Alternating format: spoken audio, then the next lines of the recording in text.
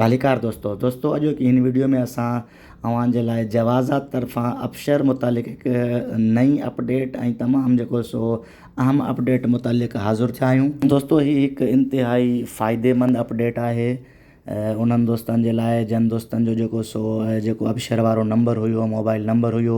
काफ़ी दोस्तनि जा नंबर जेके से गुम थी वेंदा आहिनि या पाकिस्तान छुट्टी ते वेंदा आहिनि, 3-4 महीने रहंदा आहिनि। अव्हांखे ख़बर आहे त 3 महीननि खां पोइ नंबर बंदि थी वेंदो आहे। काफ़ी दोस्तनि जा नंबर बंदि थी विया आहिनि या मोबाइल जेको सो सिम गुम थी वेंदी आहे या को बि सबबु आहे जेको सो असां मोबाइल जो जेको सो पंहिंजो अबशर वारो नंबर चेंज करणु चाहींदा आहियूं त उहो नंबर जेको सो असांजो ऑनलाइन चेंज कोन थींदो। उन लाइ लाज़मी असांखे जेका असां जवाज़ात वारी जेका मशीन हूंदी हुई उहा कंहिं जवाज़ात दफ़्तर या कंहिं शॉपिंग मॉल वग़ैरह में रखियलु हूंदी। ATM नुमा मशीन जेका हूंदी लाज़मी असां उते वञी करे जेको सो पंहिंजो नओं मोबाइल नंबर अपडेट कंदा हुआसीं। सो दोस्तों हाणे जवाज़ात तरफ़ां अबशर यूज़र जे लाइ इहा सहूलियत ॾिनी वई आहे त हू बग़ैर कंहिं अबशर मशीन जे वञण जे घर वेठे ऑनलाइन पंहिंजे मोबाइल ज़रिए पंहिंजो नओं मोबाइल नंबर जेको सो अपडेट करे सघनि था। ऐं हिन ई वीडियो में असां तव्हांखे ॿुधाईंदासीं त अव्हां घर वेठे कीअं सवले ऐं आसान तरीक़े सां जेको सो पंहिंजे मोबाइल फ़ोन ते ई अव्हां पंहिंजो नओं नंबर जेको सो पंहिंजे अबशर ते अपडेट करे सघो था। उन लाइ दोस्तों वीडियो खे गौर सां ॾिसंदा ऐं मुकमल ॾिसंदा। ऐं अव्हांखे हिकु नंढड़ी गुज़ारिश आहे त महिरबानी करे असांजे वीडियोज़ खे लाइक करण सां गॾु पंहिंजे दोस्तनि ताईं इहे वीडियोज़ ज़रूरु शेयर कंदा कयो त जीअं असांजी हीअ मालूमात वधि मां वधि दोस्तनि ताईं पहुची सघे ऐं उन मां फ़ाइदो हासिलु करे सघनि। ऐं अव्हां अगरि नईं मां असां चैनल ॾिसो पिया त चैनल खे सब्सक्राइब ज़रूरु करो। पहिरीं दोस्तों असां वेंदासीं गूगल क्रोम ब्राउज़र में। अव्हां जेको ब्राउज़र इस्तेमालु कंदा आहियो उहो यूज़ कयो। यादि रखो त जेको सो जेका अबशर जी एप्लीकेशन हूंदी आहे असांखे जेका असांजे मोबाइल में डाउनलोड हूंदी आहे असांखे उन एप्लीकेशन ज़रिए जेको सो लॉगिन आहे थियणो।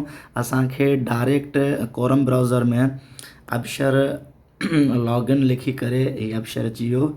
अबशर ही लॉगिन जो ऑप्शन आयो। सो उन में असांखे जेको सो उन ज़रिए ही लॉगिन थियणो आहे। अगरि असां जेको एप्लीकेशन में लॉगिन थींदासीं त ज़ाहिर आहे असांजे मोबाइल नंबर ते OTP वेंदो ऐं उहो मोबाइल नंबर असां वटि जॾहिं मौजूदु ई न आहे त असां लॉगिन कीअं थींदासीं।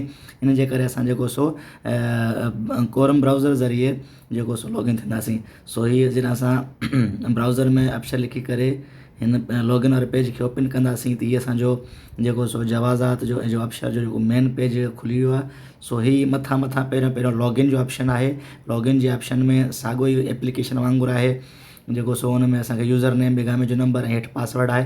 पर जीअं त असांखे हिन में लॉगिन नाहे थियणो, असांखे नंबर चेंज करिणो आहे मोबाइल जो। असां लॉगिन थींदासीं, हिन में लॉगिन थी न सघंदासीं छो जो असांखे मोबाइल नंबर घुरंदो। तंहिंजे करे तव्हां हिनखे स्क्रोल अप कंदासीं।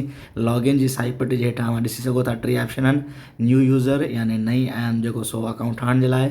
ॿिए नंबर ते आहे फॉरगेट पासवर्ड यानी अगरि अव्हांजो पासवर्ड विसरी वियो आहे अव्हां उनजो। ऐं टियों जेको सो ऑप्शन आहे चेंज मोबाइल नंबर। सो असांखे जीअं त मोबाइल नंबर चेंज करिणो आहे असां 3 ऑप्शन चेंज मोबाइल नंबर वारे खे जेको सो क्लिक कंदासीं त हीअ जेको सो ॿियो पेज असां वटि खुली वेंदो। हीअ असांखे इंफॉर्मेशन ॾिए थो त जेको सो छा खपे मोबाइल जो नंबर चेंज करण जे लाइ। हीअ लिखियो पियो आहे त जेको सो अव्हांजी अबशर जेका असां ID आहे उहा वैलिड हुजे, एक्टिव हुजे। ऐं ॿिए नंबर ते जेको सो जेको नंबर ते अव्हां मुंतक़िल थियो था, जेको अव्हां नओं नंबर जेको सो इस्तेमालु कयो था उहो लाज़मी अव्हांजे पंहिंजे इकामे ते हुजे। यानी जेको अव्हां मोबाइल नंबर चेंज कयो था उहो अव्हांजे ई ॿिए नंबर ते हुजे। अगरि ॿिए कंहिंजे इकामे ते हूंदो त उहो नंबर चेंज न थींदो। सो उन खां पोइ जेको सो हेठि जेको साई पट्टी में नेक्स्ट लिखियो पियो आहे असां नेक्स्ट खे क्लिक कंदासीं। हीअ जेके से हिन जा 3 स्टेप आहिनि।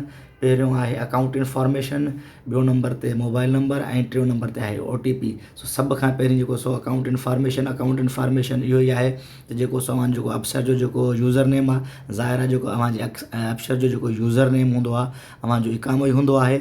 ऐं पोइ हेठि वरी जेको सो पासवर्ड आहे असां यूज़र नेम ऐं पासवर्ड हणी करे जेको सो हिन में लॉगिन थियूं था। साइन में जेको सो पंहिंजो इकामो नंबर ऐं जेको सो पासवर्ड हयोसीं त हीअ पेज जेको सो पहिरियों मरहलो कंप्लीट थी वियो। हाणे असां ॿिए स्टेप ते अची वियासीं। ॿिए स्टेप ते हीअ लिखियो पियो आहे if the new mobile number is registered verify any Absher account before it will remove from that account and will be registered with this new account. यानी हीअ चए थो त जेको सो जेको अव्हां नओं नंबर जेॾी महिल हणंदव त जेको अव्हांजो पहिरियों नंबर जेको हिन में ॾिनल हुयो उहो रिमूव थी वेंदो, नओं नंबर अची वेंदो। सो उन खां पोइ जेको सो अव्हांखे हेठि जेको सो अव्हांजी इंफॉर्मेशन जे लाइ तस्दीक लाइ अव्हां खां हिकु सुवाल जेको सो पुछो वेंदो। सिलेक्ट वारे ऑप्शन खे क्लिक कयो। हिते सिलेक्ट पासपोर्ट नंबर आहे, अव्हां पासपोर्ट वारे खे जेको सो सिलेक्ट कयो ऐं हेठि जेको सो आंसर वारी जॻह ते अव्हां पंहिंजो पासपोर्ट नंबर लिखो। स्क्रोल अप करे पोइ अव्हां जेको सो नओं पंहिंजो मोबाइल नंबर हिन में हणो। असांखे चेंज नाहे करिणो, सिर्फ़ु अव्हांखे सम्झायूं पिया। हिते जेको सो मोबाइल वारे ऑप्शन में मोबाइल नंबर वारे ऑप्शन में जेको लिखियो पियो आहे न्यू मोबाइल नंबर, इन में अव्हां पंहिंजो नओं मोबाइल नंबर हणंदा। यादि रहे तव्हां जेका में थो हुजे। हिन में जेको सो कंट्री कोड लिखियो पियो आहे +966। अव्हांखे सिर्फ़ु 5 खां बाद में नंबर लिखिणो आहे, 0 नाहे लिखिणो। 5 खां पोइ जेको नंबर आहे 595853 जेको बि आहे उन खां अॻिते अव्हांखे नंबर लिखिणो आहे। नंबर लिखी करे अव्हां हिनखे जीअं ई नेक्स्ट लिखियो पियो आहे नेक्स्ट, अव्हां जीअं ई नेक्स्ट कंदा तव्हांजो ॿियो स्टेप कंप्लीट थी वेंदो। टियों स्टेप इहो ई आहे त जो नए नंबर ते OTP अची वेंदो। अव्हांजे नए नंबर ते जेको OTP अचे उहो अव्हां फ़ौरन हिन में OTP अव्हां जेको सो फिल कंदा त जेको सो नओं नंबर सक्सेस थी वेंदो। नओं नंबर अव्हांजे अक्षर सां जेको सो सिलेक्ट थी वेंदो। उमेदु आहे त जो की हीअ वीडियो काफ़ी दोस्तनि जे लाइ जेका सा फ़ाइदेमंद साबित थींदी। सो उन लाइ अव्हां दोस्तनि खे गुज़ारिश आहे त अहिड़ी इंफॉर्मेटिव वीडियोज़ जे लाइ असांजे यूट्यूब चैनल सिंथेटिक इंफो खे सब्सक्राइब ज़रूरु कंदा।